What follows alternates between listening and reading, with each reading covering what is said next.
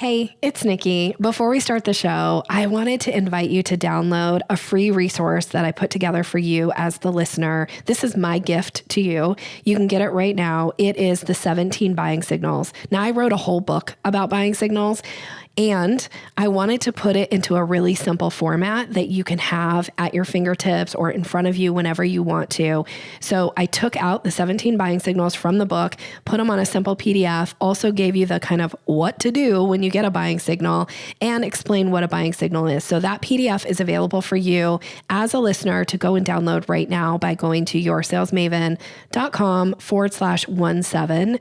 That's yoursalesmaven.com/17 so that you can start acting on these buying signals and closing more business. All right, when you're ready, let's start the show. Do sales conversations make you feel awkward or pushy? It's time to ditch the outdated salesy strategies.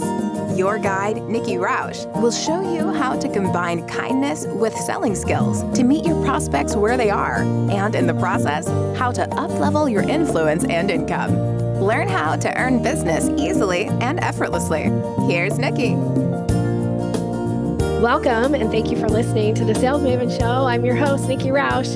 Today's episode is part of the Mastering Excellence series. This is the concept that comes from my background in neurolinguistic programming, where we learn that there is a structure to excellence. Once you understand the structure, you can then apply it to your own life or your business to get similar results. And I'm super excited because my guest today is Melina Palmer. Now, I'm sure you've heard me talk about Melina on the podcast because I give her lots of shout outs. She's been on the podcast before, but not on the Mastering Excellence series. So I'm super excited to bring her and share what we're going to talk about today. But I want to give you her bio in case she's new to you. You're going to be so happy to know her. She's amazing. So Melina Palmer is a globally celebrated keynote speaker with a mission to help great brands and the people within them do greater things by leveraging the power of behavioral economics. She's the CEO of The Brainy Business, which provides behavioral economics training and consulting to businesses of all sizes around the world. Her podcast, The Brainy Business, Understanding the Psychology of Why People Buy, has downloads in over 170 countries and is used as a resource for teaching applied behavioral economics for many universities and businesses. Melina teaches applied behavioral economics through the Texas A&M Human Behavioral Lab and obtained her master's in behavioral economics from the Chicago School of Professional Psychology.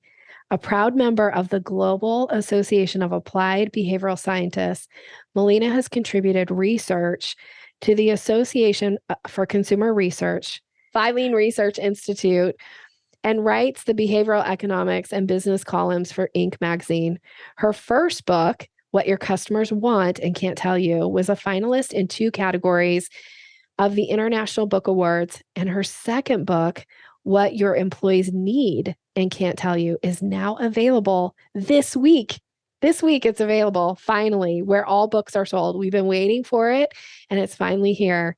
So go grab these books. They will absolutely change the way you think about everything in relation to the way you talk to people, the way that you think about putting offers out into the market. It's incredible what she has done. So Melina Palmer, my friend, welcome to the show. Thank you. Thanks so much for having me. I feel bad as you're reading the stuff. I'm sorry the bio is so long. I should have I given love you a your shorter bio. one. I'm sorry I messed it up. Nah, The Lean never. Research Institute. I don't know this, but continue to blow my mind. Oh, thanks. Thanks, buddy. And I know I have said this to you a million times, and I tell everybody you're my smarty pants friend because you truly are probably one of the smartest people that I can ever say I've been friends with. You're such a brainiac, hence The Brainy Business, one of my favorite podcasts of all time.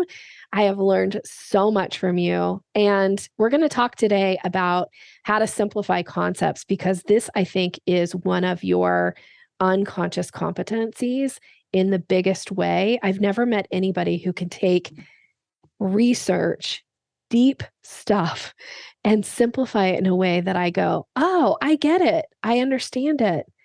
I talk about the things I've learned from you all the time, and it's just been so wonderful. But before we actually get into the Mastering Excellence series, I want to talk a little bit about your brand new book. I'm Yeah. so proud of you, and I'm so happy for you. I'm so happy for the world that employers are going to read this and change the way they interact with their teams. Can you tell us a little bit about what your employees need and can't tell you? Yeah. And of course, thank you so much for having me and for always being such a good friend. I appreciate you. And so the new book, like you said, oh my gosh, I feel like I've been just sitting and waiting. You read it months and months and months ago. It feels like a long time ago. Yes. 100 years ago, it feels like I wrote this thing and I've just been waiting for it to be out in the world. So really, it's a book that is about helping people to understand how our brains really work and process information, how we can apply that with our teams and ourselves at work. So it's about helping others and ourselves to better adapt to change, because our businesses are constantly full of change and that's not going away, right? We're always going to be actually probably going up and up and up of the changes we're asking people to endure and take on.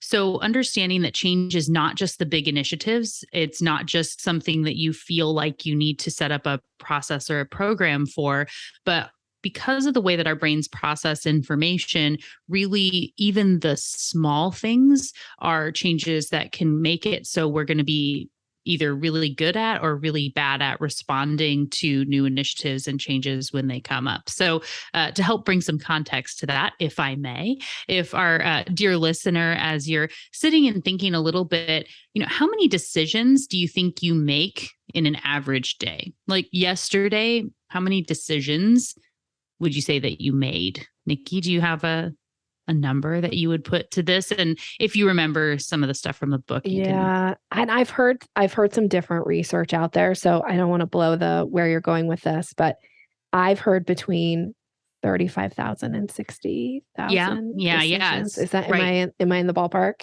Yes, but for most people, when we think about it, it's like, no, I don't know. I make 50 decisions a day, or or if you were going to go extreme. And so like listener, as you were thinking, like what number was in your head, I can pretty well guarantee, unless you have read some of that research, you weren't at the 35,000 number, right? Which is crazy. Yeah. And that's not like breathe in, breathe out type of decisions, right? That's like actual decisions that we're making. And so the bulk of that has to be done in this subconscious processing. We can't be giving all our conscious resources to all those decisions because it's just not reasonable or feasible. So when you're looking at how you want to be communicating to other people, you have a plan for what people should do, how we should react, what should matter. And that just isn't what actually happens. And a lot of the things that we don't think should matter, like the title of the document or the subject line of the email or the way that we're maybe like rubbing our eyes when we walk in and go, oh, okay, like I know you're not going to like this, but don't shoot the messenger. Like one person having that sort of vibe when they're presenting the change can derail everything. It's, change isn't about the change, but it's all the little things and how it's presented that makes a big difference. So that's where the book is talking about those little things and that you can be keeping in mind to be able to be better at change. I guess that's pretty much it. I want to ask you about something, but now I can't remember. I think I read this in the book, but it could have been from a discussion that you and I had because we talk a lot.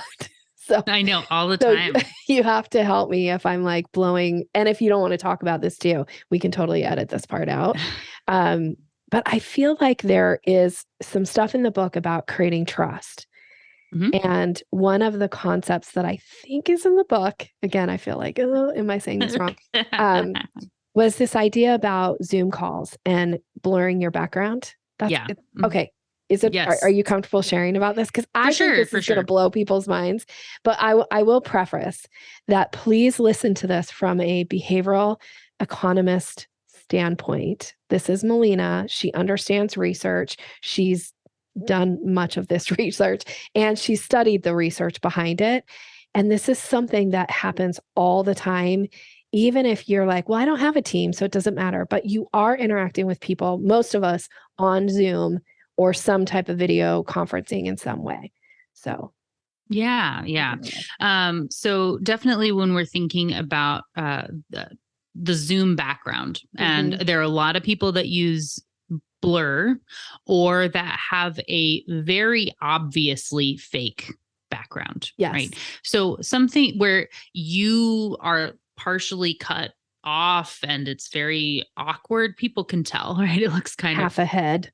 right. It's where you're like, I know some of my hair always gets cut off if I do it's something like that. It's very where did weird. the rest of your hair go? Yeah.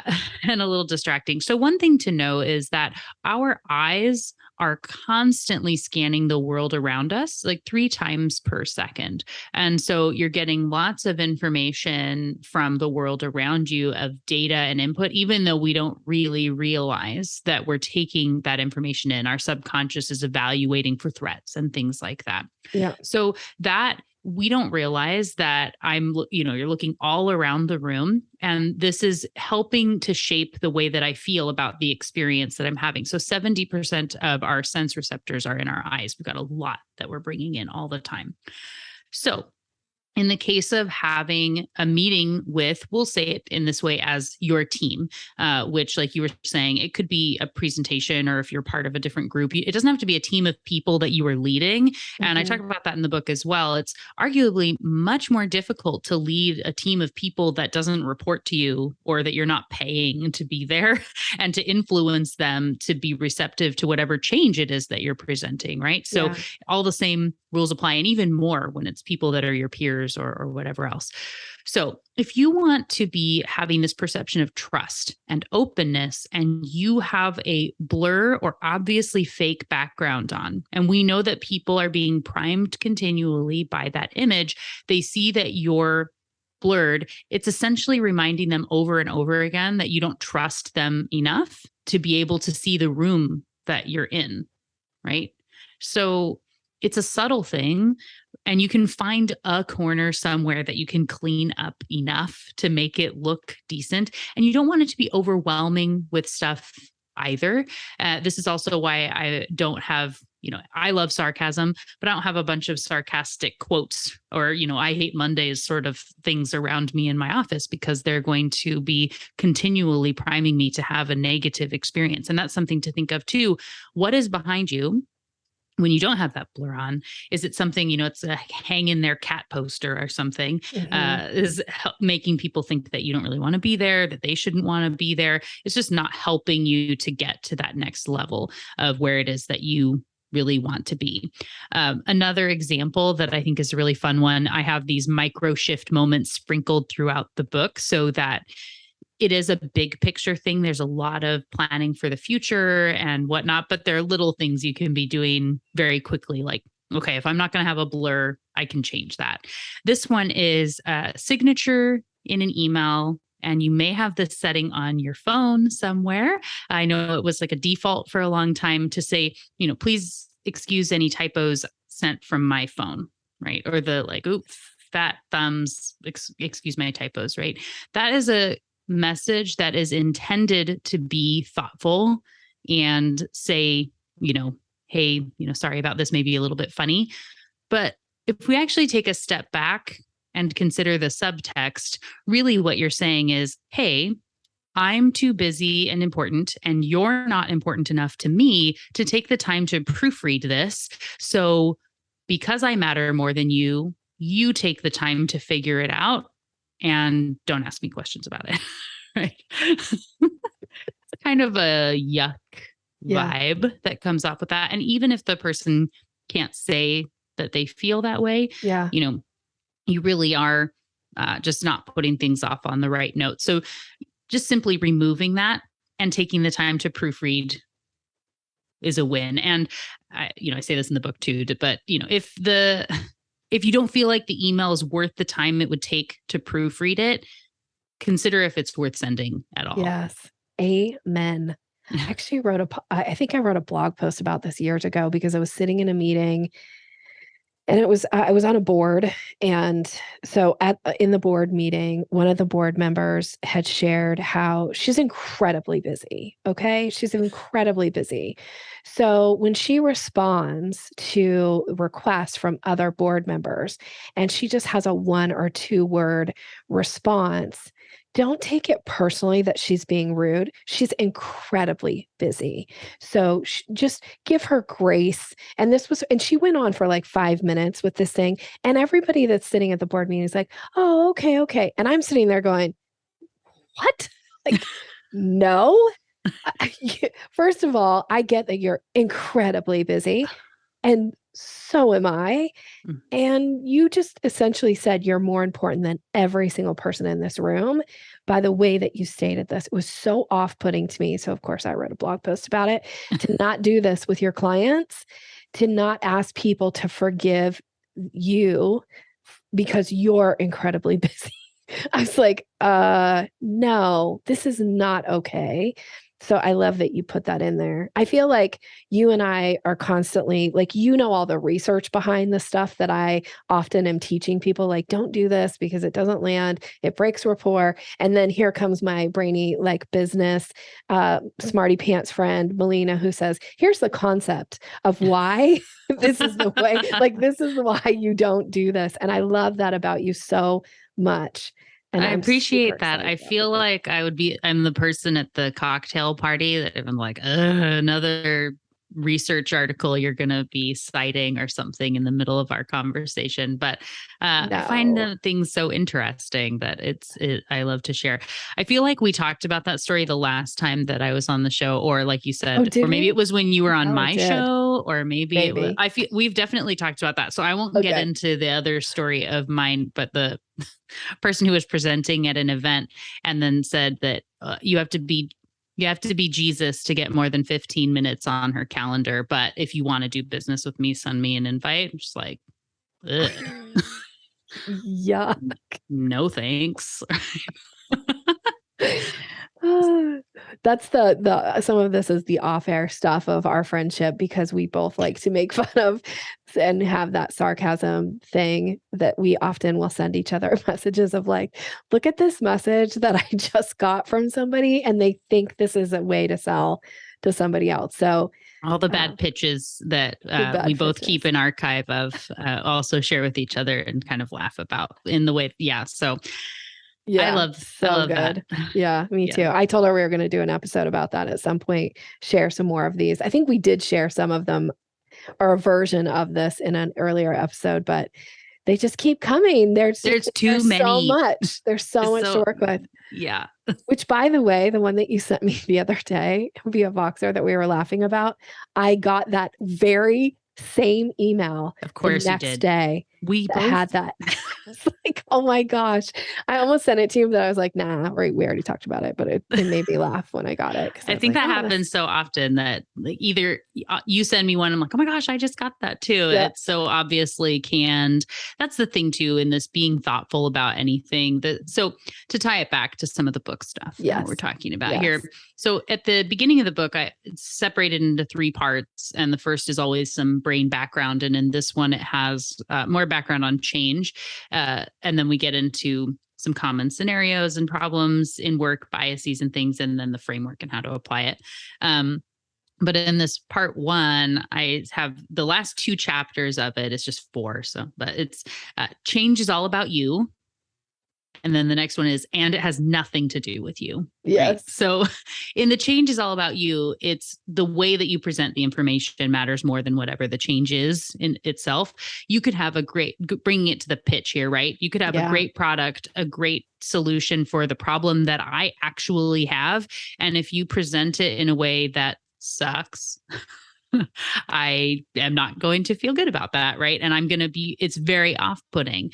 So you need to be looking at the way you present that change. Like I was saying with the manager that says, oh, everybody gather around. I know you're not going to like this. I know everyone's going to hate this, but don't shoot the messenger. I just need y'all to get on board because, the guys upstairs said it's time that we move over to a new system. Mm-hmm. Wow. Right. Even if it's a great new system that the team spent months planning, Yeah. everybody's like, ooh, I guess I should hate this. It feels very bad.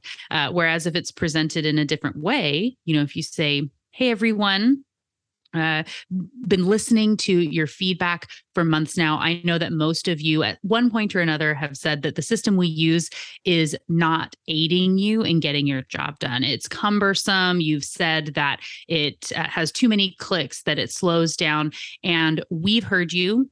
The company is creating this new software system. The team has 30 days to be able to give feedback. For anyone who wants to be part of that process, let me know. And we're so excited to be having this more streamlined system come into play soon, right? Same system, same process, same everything, but the way it was delivered makes all the difference. So it's about you. And it's also, you have to get out of your own way and know that it's okay for you to have a reaction to change as well. That's fine.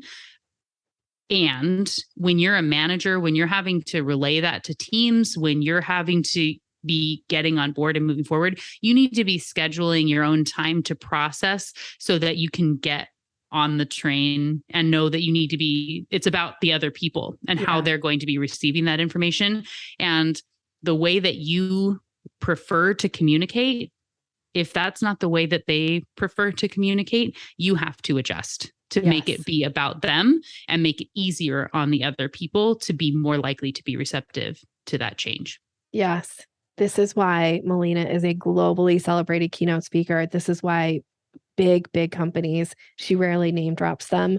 I know because I'm her friend, that hire her to do these amazing projects with them and speak to their groups, because this kind of stuff is the things that people often, I think, it's almost like they're throwaway lines, like, oh, it doesn't matter how I deliver something. And yet it's the most important piece. It's the stuff that really, really matters, that oftentimes I think teams, leaders, they act like, it doesn't really matter. It matters so much. Yeah. So please read the books. You'll be blown away by these concepts, and it will really make you rethink the way you show up in conversations and the way that you're delivering information and how you're interacting with people. So, all right, we are going to get into the NLP questions here. Yeah, let's do it. Because again, one of the things that you are so incredibly skilled at is taking complex concepts and really simplifying them. And I think in sales that oftentimes we think, well, what we're selling or what we're offering in our business, it's complex. And you almost want it to feel complex because somehow that means that you should charge more for it or whatever. But really it's when you can simplify things that makes it easy for people to say yes to you. So I'm going to drop into Melina's brain here, if she'll let me, and ask her how she does this. Let's look for the structure behind how she does it. So my first question, Melina, is if I got to step into your shoes and be you for a day, which would be so incredibly exciting to me, how would I have to think or behave when it came to wanting to simplify a concept? I'm stepping in, I'm you, and I have a concept in front of me that would probably be considered complex. What's the first thing I have to do? Think, behave. Yeah. So I think the first thing is that you need to think about who you're communicating the message to and what state they are currently in and what it is that you want them to do with the information. Like you said, with anything that is very complex, there are 1,000,005 ways that you could talk about it. There are all the different angles, there are all the different nuanced points and things that could be important in a varying context. But because there's too much going on, if you try to share everything, people aren't going to get anything. So being able to know, why am I sharing this? Who am I talking to? Where are they now? What behavior am I looking to change? What's the goal in this? And how can I best set up the information to help them to get to that next point? In this way too, it's really about breaking down big ideas into small steps. That was awesome. Just there alone.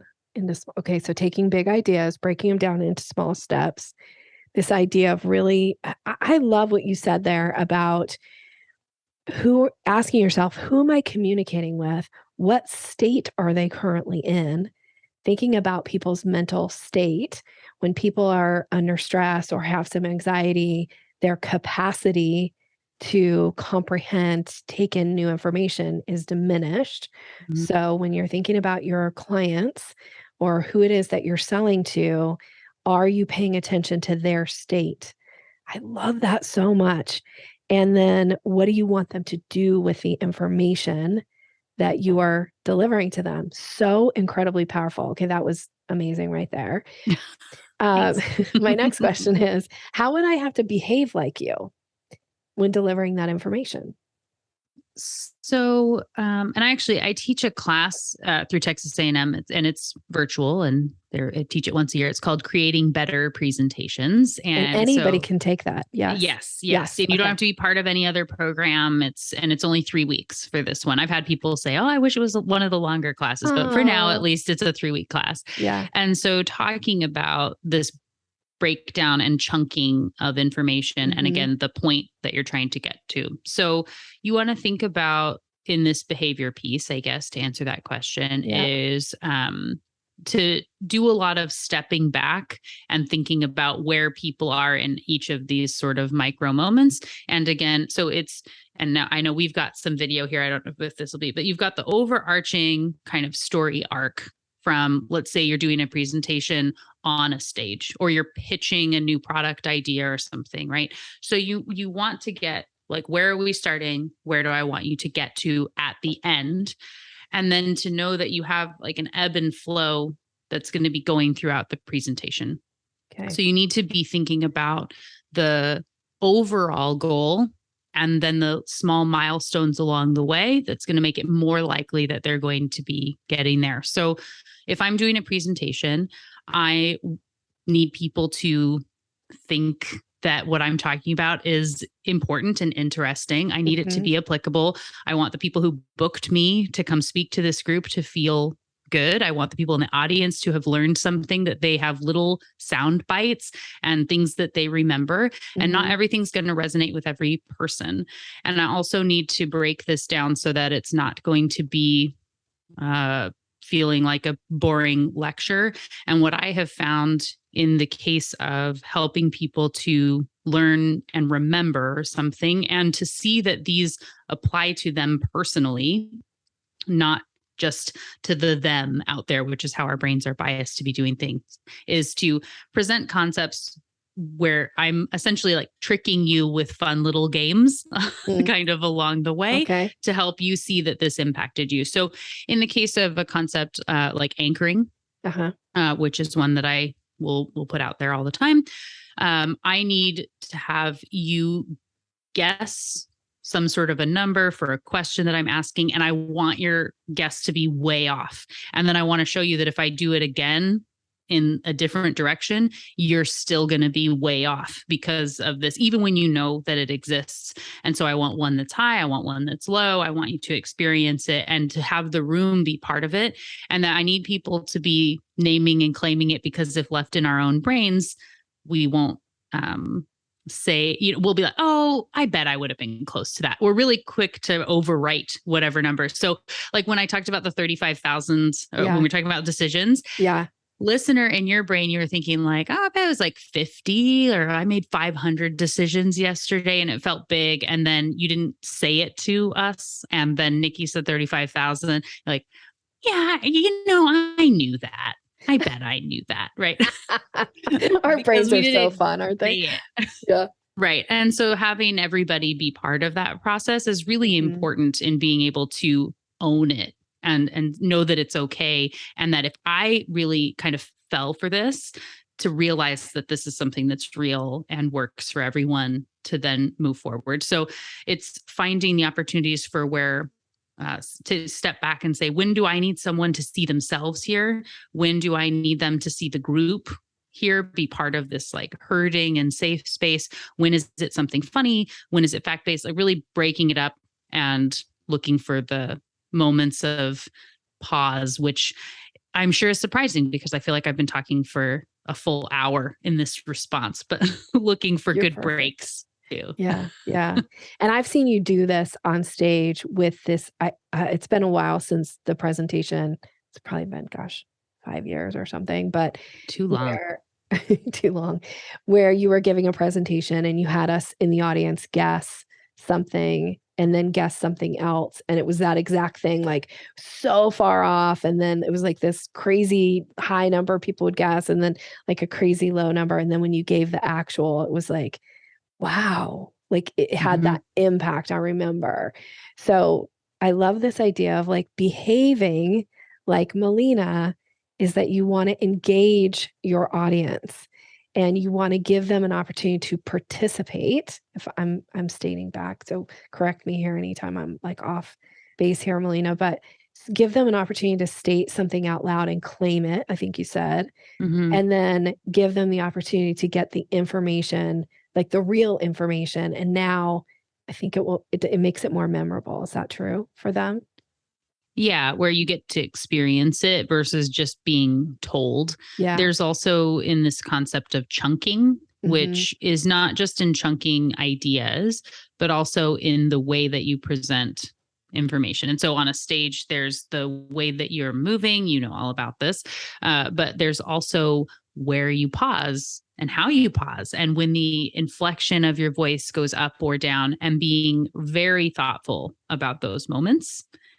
I have breaks a lot. And it's funny when people read so with the first book, I can't say this for the second one yet, but I got so much feedback after What Your Customer Wants and Can't Tell You came out of people saying, I can hear you while I'm reading, because I use a lot of ellipses and em dashes and parentheses way more. And my publisher is very accommodating to my style. But it's very much to help you have a break at the right moment. I know what I'm trying to stress and why there's intention behind everything. And it's very clear in the way that I'm speaking and where I pause, and when I'm writing, helping you to have that same experience. Yeah. I actually have had people say that to me too when they read my book, like, I hear your voice, which I think is really interesting. And now that you say this, when I read your books, I hear you. Yeah. As well. So I love that. Okay. So my next question is, what are your goals when it comes to simplifying a concept? And maybe you might feel like you've answered this, and that's totally fine. No, I think in general, for me, helping other people to learn something and to feel like they got something out of it that they can go do something with is the goal that I always have, whether it's a podcast episode or a book or a course I'm creating or a training or whatever else. I really hate the idea of wasting people's time, mine included, right? That's to be creating a bunch of content that nobody wants to listen to, or it just, you come to the end and go, okay, that was an hour, right? That I'll never get back. Yeah.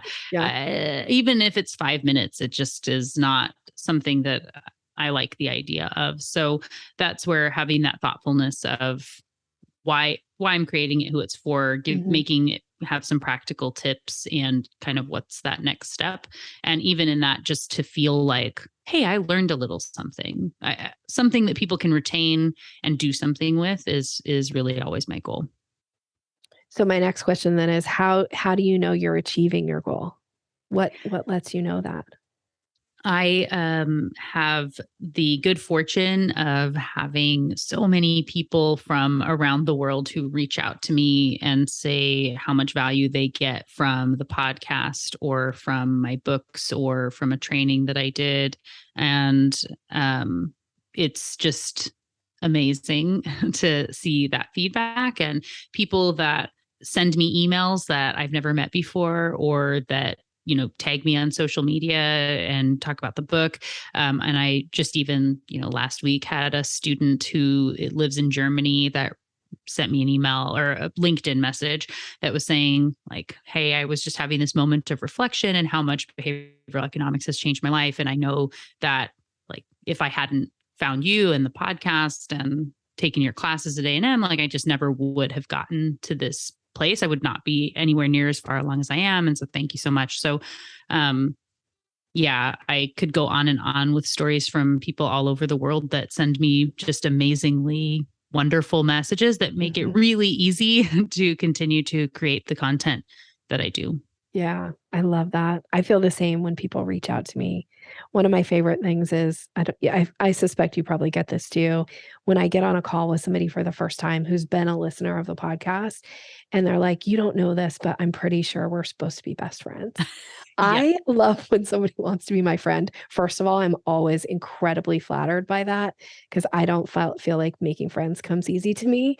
And so when somebody wants to be my friend, I'm like so incredibly flattered. Do you get that too? I feel like yeah, definitely. I remember, when you talk about the simple concepts that people remember and things that are affiliated with me. We were talking about cotton candy grapes before we got onto the air here. Yeah. I talk about cotton candy grapes in episode 2 of the podcast, and it's come up a couple times, but like that's the real time I talk about it. Yeah. And I get tagged in posts about cotton candy grapes, or in the UK now they have fairy floss grapes, because that's what they call cotton candy there. Every year that somebody will say like, oh, here this is, or people that will tag me and be like, oh, or I remember going to, actually, it was a Biz Chicks in-person event that I went to very soon after the podcast first came out, and people that I had never met who knew who I was and were like, hey, it's not about the cookie, right, Melina? I was like, yes, who are you? How cool, right? So those sorts of concepts that are relatable, memorable, and can tie people to you, makes it so then they want to have those sorts of conversations and, relate back, and that people feel comfortable enough talking to me. I think because I am constantly telling them to do so, but I love that. It's where, somebody that you've never met, that you listen to their show to then go talk to them or send them an email. Just do that anyway. If you're going to send something to someone to say that you enjoy whatever it is they're doing, or tweet at them or say, I loved your book.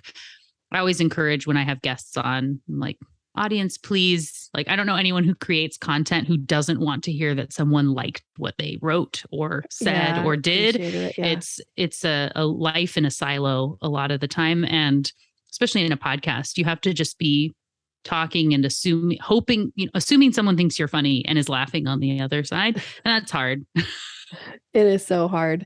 Okay. So you just dropped 2 concepts that it goes back to why I wanted to have this discussion with you, because you can take a concept that I think can be somewhat complex and you simplify it by bringing in things that are super relatable. So the concept of the cotton candy grape, what is the behavioral economics concept behind that? Because cotton candy grapes are just about the way your brain is processing this information, but you used these grapes. They're great. It's fruit, people. Like you used fruit to really bring to life a behavioral economics concept. Yeah.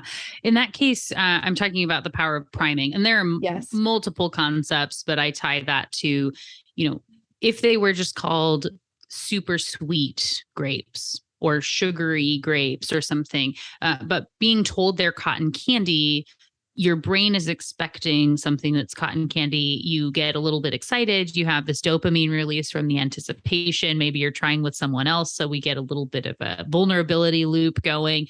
And then we're thinking about cotton candy and we're saying, does it taste like cotton candy? I remember when I had cotton candy, we have nostalgia. We have these other values that are coming in that you wouldn't get from extra sweet grapes or something, right? Yeah. So having that awareness and the pink on the packaging and everything that they do to help shape that experience and make it be more fun. And that is something that's really shareable and exciting for people. So there's a lot of value in those cotton candy grapes for sure. But again, this is like the concept is priming, and there's all these things that go into priming.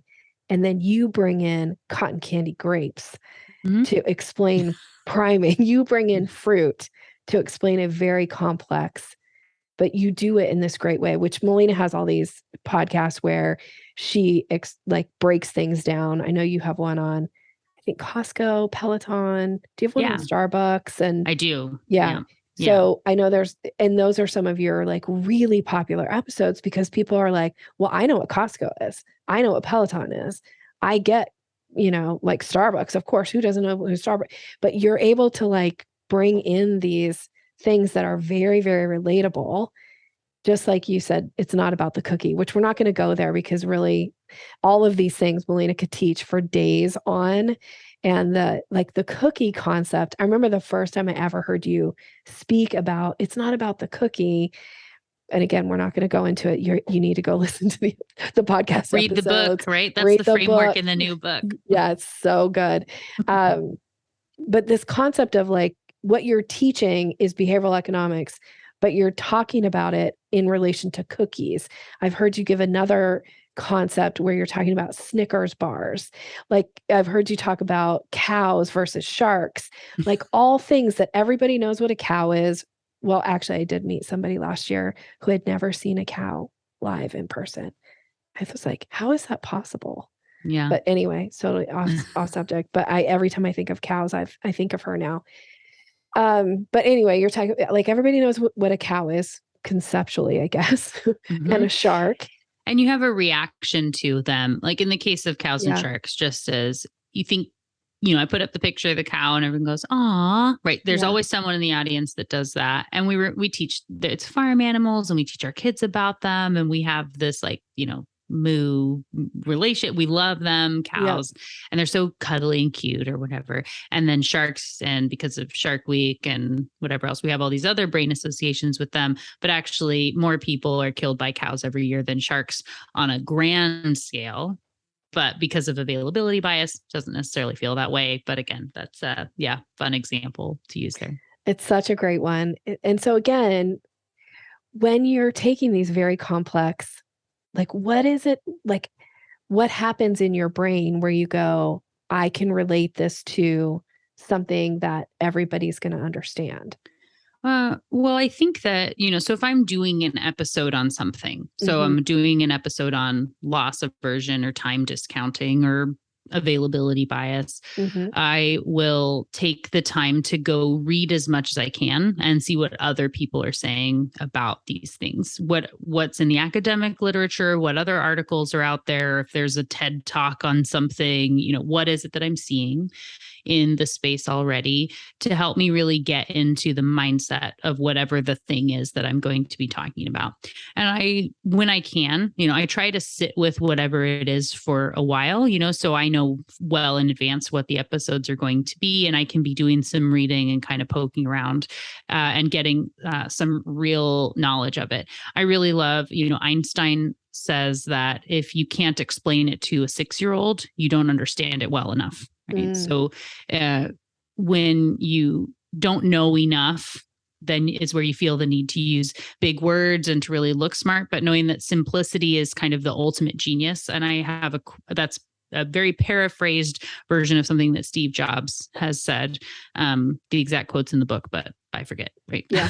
Oh man. So in that way, taking enough time to really understand whatever it is you're talking about, forward, backward, up and down, and then to layer onto it your own reasoning of why I'm talking about this and what am I adding to the conversation? What am I relating to that I'm going to be bringing in here? Not by no means is every example one that I came up with all on my own and no one has ever said like that. So the Snickers study is one that was, I didn't do that research, but is something that has very much become associated with me because of the points that I brought out to talk about it. Yeah. And then within those episodes, I'm then looking at other ways to apply it based on who I know is listening and the information I want them to have. So, but I couldn't come to those conclusions or see how they work together. And I think a lot of the value that people get when we're looking at brain stuff, because there's so much bouncing around at any given time, is I also let myself kind of get in this like Zen flow while I'm writing. And I do write scripts for every episode. I know that you know that. And that helps when you think, oh, and if you're thinking about hurting right now, that's because of this. And, I'm constantly pulling stuff in.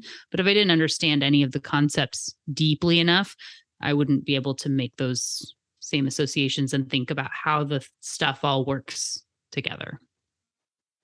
Okay, so just to break down some structure, a little bit of what you just shared. So Melina does quite a bit of research. She also writes things out, which I think will sometimes help you really like, do I understand this? Mhm. And then this concept of, can I explain it to a 6-year-old? And if I can't, I'm not ready to maybe explain it yet. So I love that so much. So when you're thinking about the concepts in your own business, especially things that people find complex or hard to take in, it might be time for you to take a step back and apply some of this structure that Melina's doing. Like, when have you written it out? How are you thinking about, if I was to explain this to a 6-year-old, what would I pull in here? What examples would I use?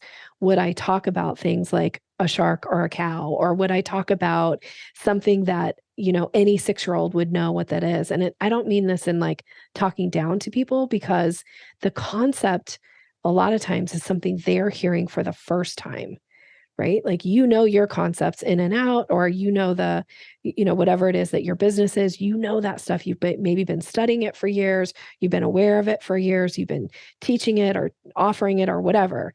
So you have this deep understanding. But when you're talking to somebody for the first time, they're hearing it for the first time. How can you make it relatable to them, something they can understand?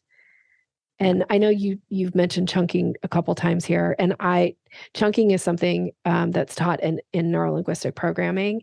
We talk about chunking up, chunking down, chunking sideways, and I teach this as a concept. But I will tell you, it's taken me years, and so sorry for all the clients that I taught the first 5-6 years of my business about chunking. It took me a long time to teach it. And it's not that I don't understand it, like, I get it, but it was so hard for me to teach. And yet it's such a powerful concept. And it's really only in the last couple of years that I feel like I finally simplified it in the most basic way, which even still sometimes people can look at me like, what is Nikki talking about? So I think it just takes time. Yeah, that's part of understanding whatever the concept is, and the, up, down, backward, forward, side to side, really, really knowing what it is that you're sharing about.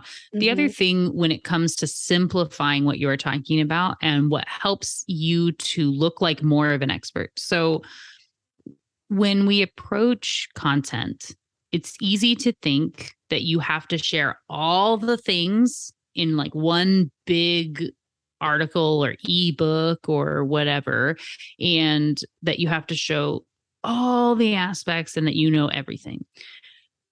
Nobody really takes the time to read a lot of those things, and it's not as impressive to have a light touch on everything as it is to have a lot of little things that you share deeply, multiple in different areas, right? So like I was talking about, in the sake of framing or whatever, right? I could write 1,005, articles that are all, 500 words or something about framing in different applications and how you would use it.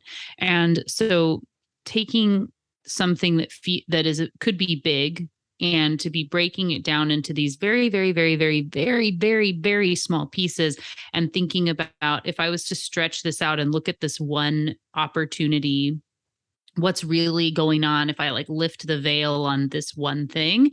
What's important or interesting about this? What do I want someone to get from this moment, this one thing, and to stretch that out?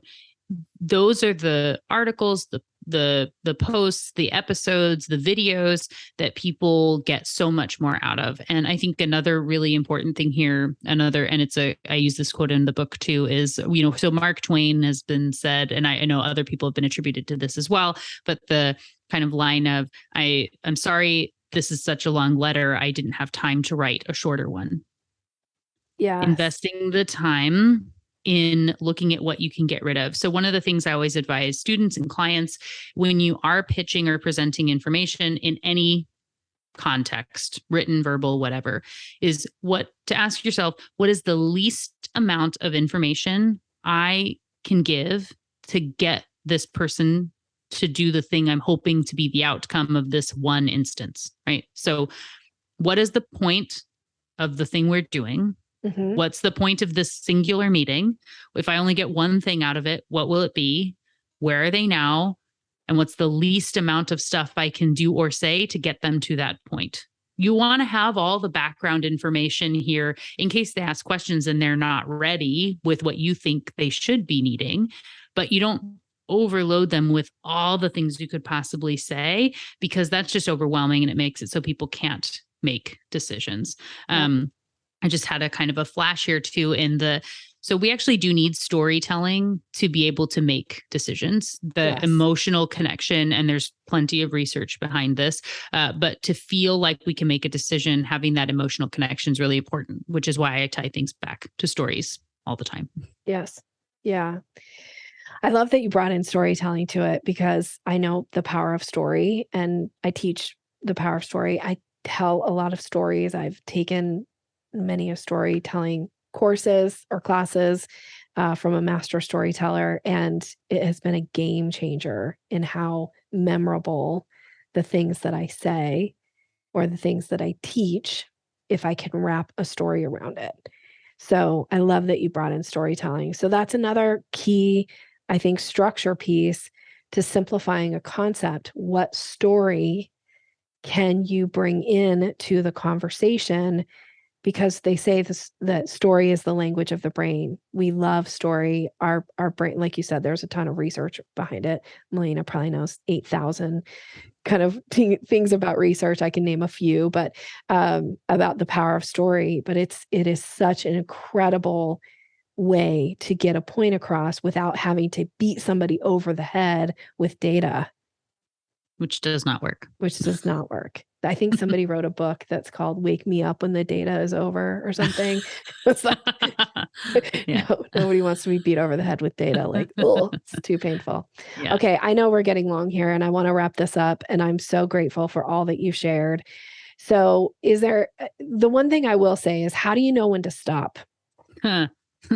Well, this is why I have to write things out too, right? Okay. But because in the true kind of Mark Twain fashion there, brevity is not my go-to. Like, it's not my natural state to have the little like, boop, like, here's the thing.